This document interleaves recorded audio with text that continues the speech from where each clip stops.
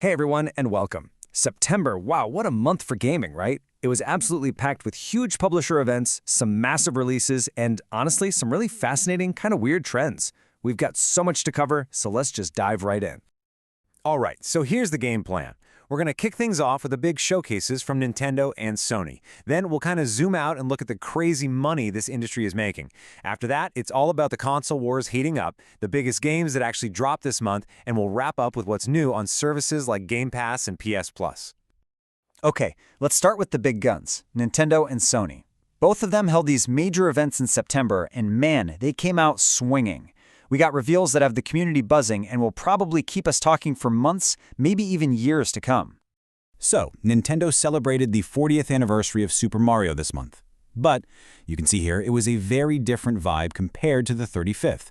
Like, 5 years ago, we got a ton of cool stuff. Physical products, multiple games, the whole shebang. This year, it was a lot more focused, which, left a lot of us kind of scratching our heads. And this quote, this pretty much sums up how a lot of fans felt. I mean, don't get me wrong, a Mario Galaxy collection is awesome, but for a massive 40-year milestone, it just felt a little last minute, especially when you remember that huge party they threw just 5 years ago. Meanwhile, over at Sony's State of Play, wow, it was just one heavy hitter after another.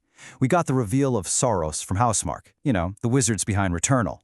Then, in a move nobody saw coming, Microsoft Flight Simulator 2024 is coming to PS5. What? On top of that, we got a solid release date for the next Battlefield, and two huge surprises. Neo 3 is dropping in February, and the incredible Alan Wake 2 is headlining next month's PS Plus. Just boom, boom, boom. All right, so let's zoom out from the games themselves and talk about the engine that powers all of this, the money. And honestly, the numbers we're about to see are kind of hard to wrap your head around. There it is, $188.8 billion. That's the number. According to a new report from Newzoo, that's what the global games market is projected to hit in 2025. That's a 3.4% jump from last year, which just shows this thing is not slowing down at all. So, where's all that cash coming from? Well, no surprise here, mobile is still the undisputed king, making up more than half of the entire pie. But here's the really interesting part. Console gaming? It actually saw the biggest percentage growth year over year. So yeah, consoles are still incredibly strong. And this leads us to one of the most fascinating and frankly weirdest stories of the month. It's a real paradox that makes you ask, does a game's quality and how people feel about it actually drive its sales? Because what we're about to see suggests maybe not. Okay, check this out. The Borderlands 4 paradox. Step 1, it launches on PC and it's a technical mess. Terrible optimization. Step 2, the CEO of Gearbox basically dismisses the player complaints, which did not go over well. And step 3, it sells 2.5 million copies in its first week. I mean, to put that in perspective, the masterpiece that is Alan Wake 2 took 2 years to sell just 2 million. It's just a wild example of how powerful a brand name can be. Okay, shifting gears a bit. The battle between the big three hardware makers really got turned up to 11 this month. We saw some really surprising price changes and a fascinating showdown between games that used to be exclusive to one console. And this was a genuine shocker. Microsoft raised the price of its Xbox consoles, again, by as much as $70. This is the second price hike in a single year, which is something we have literally never seen happen in the middle of a console generation. Usually prices are supposed to go down at this point, not up. The platform war also spilled over into the games themselves. This month, we saw two former exclusives go head-to-head on rival consoles. Sony's Helldivers 2 landed on Xbox, and Microsoft's Gears of War came to PlayStation. Now, both are great games, but they appeal to different kinds of players, and that led to some very different outcomes. And yeah, the numbers here are pretty wild. Helldivers 2 sold almost 50% more copies in its first week on Xbox than it did when it first launched on PlayStation. I mean, that just goes to show you how hungry the Xbox audience is for these big co-op multiplayer games. All right, now for the part we've all been waiting for, the games themselves. And September was just an incredible month for new releases. We're talking everything from a sequel that was years in the making to some awesome surprises. First up, it's finally here. After years and years of waiting, Hollow Knight's Silksong is real.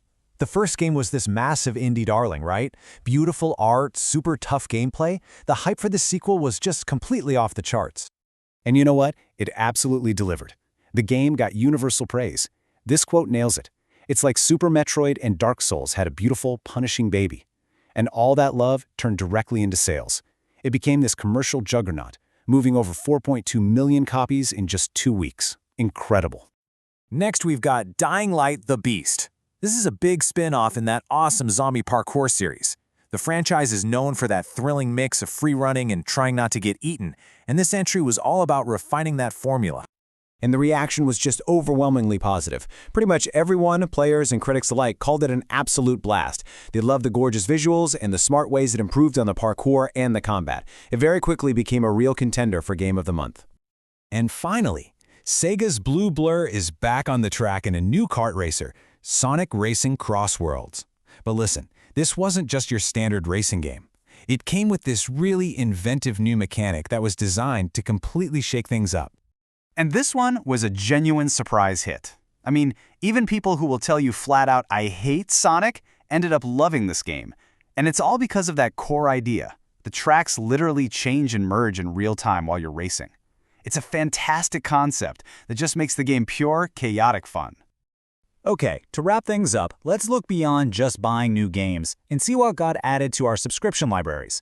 Both PlayStation Plus and Xbox Game Pass dropped some absolute must-play titles for their members this month. Yeah, it was a really good month to be a subscriber. Both services added this great mix of critically acclaimed indies like Stardew Valley and Hades, alongside some bigger titles like Persona 5 Tactica and the absolute classic that is the original Modern Warfare 3. Plenty of stuff to dive into. But the biggest reveal this month wasn't actually a single game. It was the gameplay reveal for Wolverine, which closed out the state of play and just left everybody's jaws on the floor. It looks absolutely incredible, and it leaves us with this huge question hanging over everything as we look to the future. After years of waiting and that absolutely stunning trailer, will Marvel's Wolverine live up to the massive hype when it finally arrives in 2026?